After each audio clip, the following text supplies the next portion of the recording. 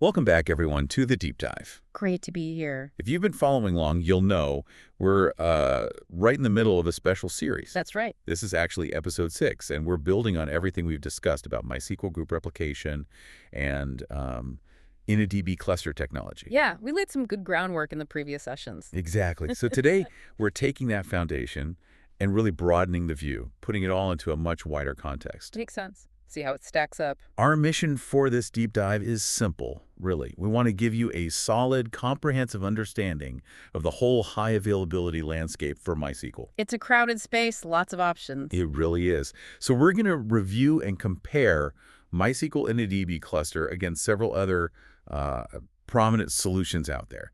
Think of it as a shortcut, hopefully, to getting you really well informed about these critical choices for database resilience. Good plan. Okay, let's unpack this. We'll be diving into InnoDB Cluster, of course, but also Percona XtraDB Cluster, MariaDB Galera Cluster, MySQL NDB Cluster. Oh, NDB, that's a different world. Right. And even a powerful custom setup involving standard MySQL with Orchestrator and ProxySQL. The DIY approach. Yeah, that'll be interesting to cover. It should be a fascinating journey through some serious database architecture. Definitely.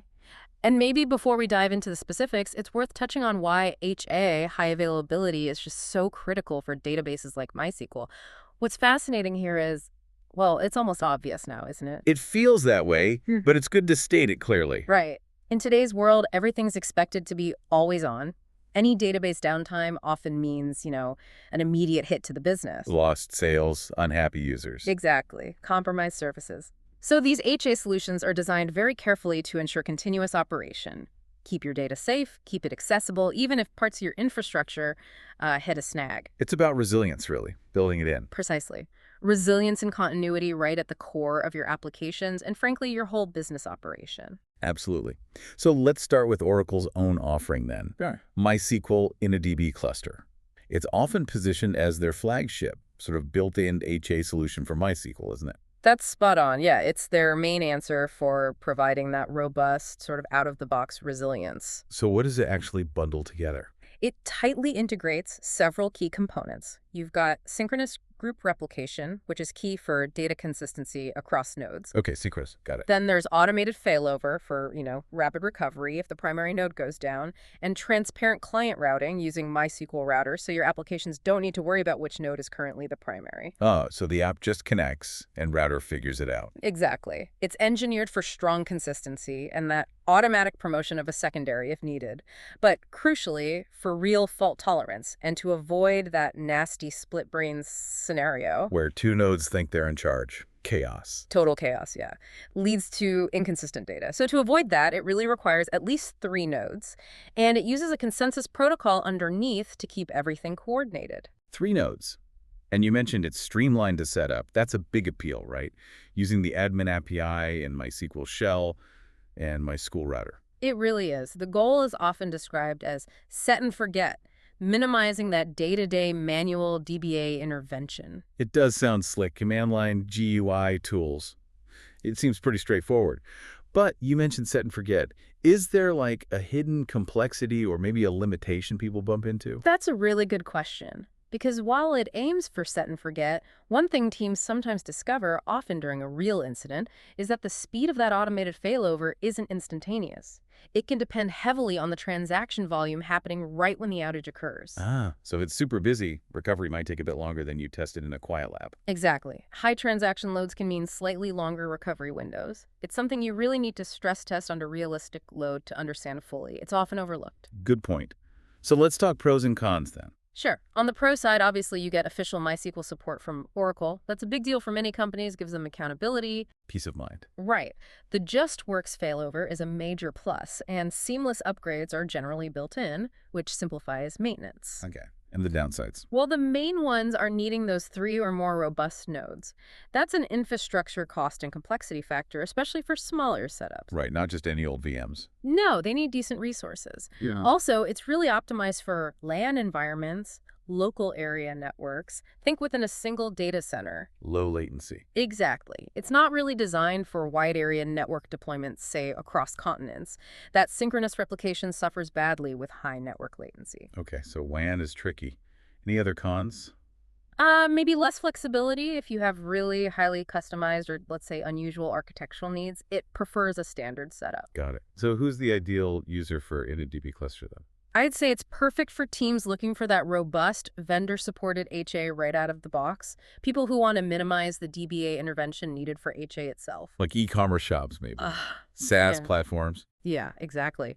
Moderate-scale platforms needing continuous uptime, data durability, especially for OLTP workloads. Lots of small, frequent transactions like checkouts or updates. It's really about getting that business continuity and resilience without having to become HA experts themselves. You nailed it. It's the painless path, integrated directly into MySQL. Okay, so that's Oracle's streamlined solution. Yeah. But what if you do want that enterprise-grade power, but maybe with the flexibility and ethos of open source? Well, that's where Percona XtraDB Cluster comes right into the picture. Right, Percona's offering. Absolutely. It's a very popular, fully open source HA solution. It takes Percona Server for MySQL, which itself has enhancements, and integrates it with Galera synchronous replication technology. Galera. Okay, so synchronous again. Yes, synchronous again. It's consistently seen as a really strong enterprise-grade player in the open source world, a very compelling alternative to InnoDB Cluster. So what are its core concepts? What makes it stand out? Well, like the MariaDB version we'll discuss, it offers strong consistency and also multi-primary write capabilities. Meaning you can write to any node. You can, yes. Writes go to any node, and they're synchronously replicated to all the others before the transaction commits. Again, like in a DB cluster, you typically need at least 3 nodes for reliable operation. Okay. And how does it handle load balancing or routing? It often uses tools like ProxySQL, which is also open source, for intelligent load balancing and routing client connections. Right, ProxySQL is popular there. And one interesting aspect is that Percona often bundles in enhanced security features, like advanced audit logging, right out of the box. That's a big win for certain industries. Security is always good. Now, you said it's open source, but does it demand more DBA expertise than InnoDB Cluster? Generally, yes. It does demand a bit more hands-on knowledge than the more turnkey solutions. But the good news is there's extensive documentation and a really vibrant, helpful community. So it's accessible if you're willing to learn. Definitely. Yeah. Especially if your team is already comfortable with MySQL concepts and maybe Galera clusters in general. It's manageable, just not quite set and forget. Okay. You mentioned potential pitfalls earlier. Is there a common gotcha for teams new to Percona XtraDB Cluster? Yeah, a classic one is related to large transactions or schema changes, like a big alter table. Ah, the dreaded long-running alter. Exactly. Because Galera uses optimistic locking and certifies transactions across all nodes, a really large operation can effectively block writes on other nodes while it runs and certifies. Ouch. So you could accidentally freeze your cluster during peak hours. It can happen if you're not careful. Teams sometimes overlook this. The key is understanding this behavior, planning large operations for off-peak times, or using tools designed for online schema changes, like Percona Toolkit's Picked Online Schema Change. Good advice. So pros and cons for Percona XtraDB Cluster. Well, the pros are huge. Fully open source, no vendor lock-in, that great community support we mentioned. Plus, you often get advanced backup and monitoring features bundled in, which can be superior to standard MySQL. That was good. The downsides. The main one, again, is that synchronous replication. It can cause performance dips, especially over WAN links, due to latency. Same issue as InnoDB Cluster there. Pretty much, yeah. And as we said, it does require a certain level of DBA savvy to manage effectively, especially for troubleshooting things like replication conflicts or fine-tuning performance. So the ideal use case here. It's really excellent for organizations that need fully open source, enterprise-grade HA capabilities, perhaps without wanting commercial licensing costs. Or maybe they value the specific Percona enhancements. Right. It shines where you need those advanced backup monitoring or security features built in. Think regulated industries, security-conscious sectors, or applications demanding really robust HA and data integrity. Makes sense. It sounds like a powerful community-backed option. Yeah. Okay, so very similar core tech to Percona's offering. Very similar core mechanics, yes. And interestingly, MariaDB actually acquired Codership, the original developers of Galera, a while back. So the integration is now very tight within the MariaDB ecosystem. Right, they brought the team in-house. Exactly.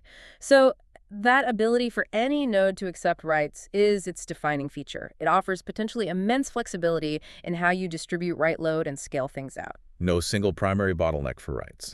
Precisely. And again, just like the others using synchronous replication, A minimum of 3 nodes is the standard recommendation for robustness and proper fault tolerance. Okay. How about setting it up and managing it? The setup complexity is generally seen as moderate. There are pretty straightforward tools available within the MariaDB ecosystem for managing the cluster itself. But I sense a but coming. Well, the but often comes with the advanced routing and load balancing. If you want the really sophisticated features there, the recommended tool is typically MariaDB Max Scale. Which is proprietary, right? Not open source like the database cluster itself. That's correct. Max Scale has advanced features, but it comes with its own licensing from MariaDB Corporation. Okay, so that's a key distinction from the Percona setup using ProxySQL. It is. So pros for MariaDB Galera Cluster. Any node takes, writes, giving great flexibility and potentially high uptime with automatic failover. Really good for geographically spread writes. And the cons. The main cons include that reliance on proprietary max scale for the most advanced routing features. Again, the potential for WAN performance dips due to synchronous replication latency. Same latency issue again? Yep. And also the possibility of certification conflicts under really heavy concurrent write loads. Can you explain that conflict thing a bit more? Sure, since any node can write, if 2 nodes happen to try and modify the same piece of data at almost the exact same time, the Galera protocol has to decide which one wins. The transaction that loses certification has to be rolled back and likely retried by the application. Ah, so lots of conflicting writes could slow things down. It can, especially if your application frequently has transactions touching overlapping data sets. It requires careful application design sometimes. Okay, so ideal use case for MariaDB Galera Cluster. It's really well suited for applications that genuinely need that true multi-master write capability and high availability, particularly within existing MariaDB environments. People already committed to MariaDB. Often, yes. Or those with specific needs for multi-region setups or highly distributed write scenarios where keeping writes consistent across all nodes easily is paramount. All right, now let's shift gears quite a bit. You hinted at it earlier. MySQL NDB Cluster. Yes, the big one. This sounds like Oracle's solution for, well, extreme cases. Extreme HA and real-time needs. That's a good way to put it. It's a distributed, shared nothing database solution. Very different architecture. And yes, specifically designed for extreme high availability and demanding real-time applications. It's definitely not your everyday MySQL setup. And definitely not for every workload, I gather. Absolutely not. This is where it gets really interesting and different. Crucially, NDB Cluster uses its own specialized storage engine, the NDB storage engine. It does not use InnoDB, which is what powers most typical MySQL databases people encounter. Okay, so forget InnoDB. This is NDB territory. What does that enable? It enables primarily an in-memory data storage model, though disk-based data is also possible. But the focus is on in-memory, which allows for incredibly predictable, low-latency response times, often sub-milliseconds. So millisecond. Yeah, and it's designed architecturally for incredibly high uptime. We're talking the classic 5 nines, 99.999% availability. 5 nines. That's what, less than 5.5 minutes of downtime per year? Exactly. It's built for that level of resilience, but achieving it means a significantly more complex setup. You have distinct types of nodes, data nodes holding the data shards, management nodes coordinating the cluster, and SQL nodes that applications connect to. Okay, complex setup sounds like an understatement. It can be daunting out of the box, yes. It requires very careful planning, specific infrastructure considerations, particularly networking, and solid operational support. It's not a quick install for a small project. Not for the faint of heart, but it promises that incredible uptime and speed. You mentioned pitfalls earlier. What's a common mistake people make when trying to use NDB, maybe forcing it where it doesn't fit?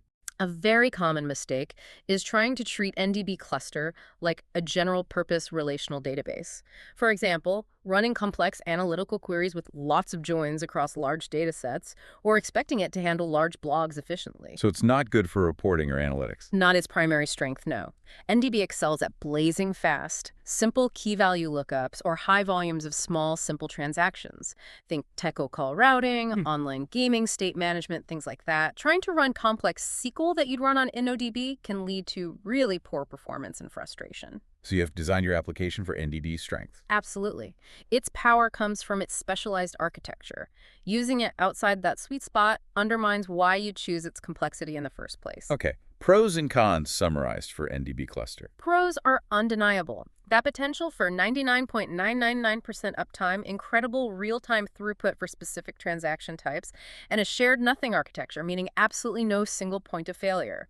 Ideal for truly mission-critical stuff. And the cons. Cons. It's extremely RAM hungry due to that in-memory focus.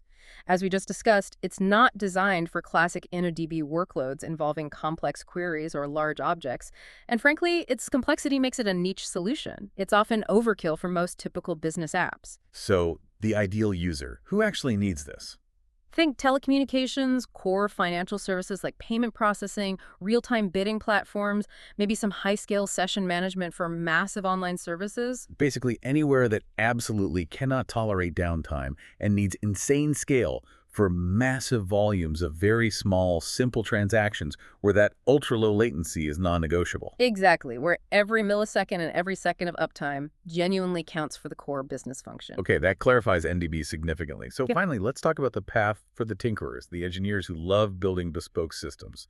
The DIY route, standard MySQL plus Orchestrator plus ProxySQL. Right, the power user's choice, you could call it. This is about combining best-of-breed open-source components yourself. You use standard MySQL asynchronous replication, the classic primary replica setup. The replication most MySQL users know. Exactly. Then you add Orchestrator, which is a fantastic open-source tool for detecting failures and managing replication topology, specifically handling automatic failover intelligently. Okay, so Orchestrator handles the failover part. Right. And then you add ProxySQL, which we mentioned earlier, for the intelligent traffic routing, load balancing, query caching, firewalling, and directing applications to the right place, especially after a failover. So you're assembling your own HA stack from these independent parts. Precisely. And a truly compelling aspect here is the sheer flexibility. You're not tied to synchronous replication if you don't want it. You can build diverse topologies, simple primary replica, intermediate primaries, multi-source replication, often starting with maybe 2 or 3 nodes, but easily scaling. Maximum control. Maximum control. Each component is independent, best of breed in its niche. It's like, as you said, building a high-performance system from scratch, picking every component yourself. The flexibility usually comes with a price, often in complexity or effort. Right. Right. Absolutely. This approach requires significant operational expertise. You need to know how to configure, tune, monitor, and maintain each of these components and make them work together reliably. So, fast for experts, steep learning curve for others, seems apt. Very apt. You really need strong DBA and systems engineering skills to get this running smoothly and, crucially, keep it that way under pressure. In what kinds of situations does this DIY approach really outshine the more integrated off-the-shelf solutions we talked about? When is the extra effort worthwhile? It truly shines when you have highly unique operational requirements or maybe a very complex heterogeneous environment. For example, maybe you're running across multiple different cloud providers, or you need incredibly fine-grained control over how failover happens. Like preferring a specific data center, or maybe based on custom application logic. Exactly. Or maybe you need deep integration with your existing, perhaps custom-built monitoring and alerting systems. The modularity of this stack lets you tailor every single aspect. You're adapting the HA solution to your exact needs, not the other way around. Ultimate control and adaptability. That's the goal. So the pros are clear. Maximum customization. You control failover logic, routing rules, replication strategies, everything. Plus, it's potentially very cost-effective from a software perspective, as all these core components are open source. No direct licensing fees. Sounds great, but the cons must be significant too. They are. The biggest is the higher operational burden. It's just plain harder to manage day-to-day compared to an integrated solution where one vendor handles the pieces working together. More things to monitor, more potential points of failure in the management layer itself. Potentially, yes. And you're relying solely on community support for each component, or maybe separate support contracts if available, rather than a single vendor support structure for the whole HA solution. And you definitely need those strong DBA and engineering chops on your team. Absolutely essential. It's not for teams looking for an easy button. So who thrives with this DIY setup? Organizations with strong, experienced DBA teams are the prime candidates. Those with really complex environmental requirements, perhaps spanning multiple clouds or regions, or anyone needing truly bespoke HA architectures where an off-the-shelf product just doesn't fit their specific operational model. Maybe startups with very strong engineering cultures who value that granular control. That's a common one, yes.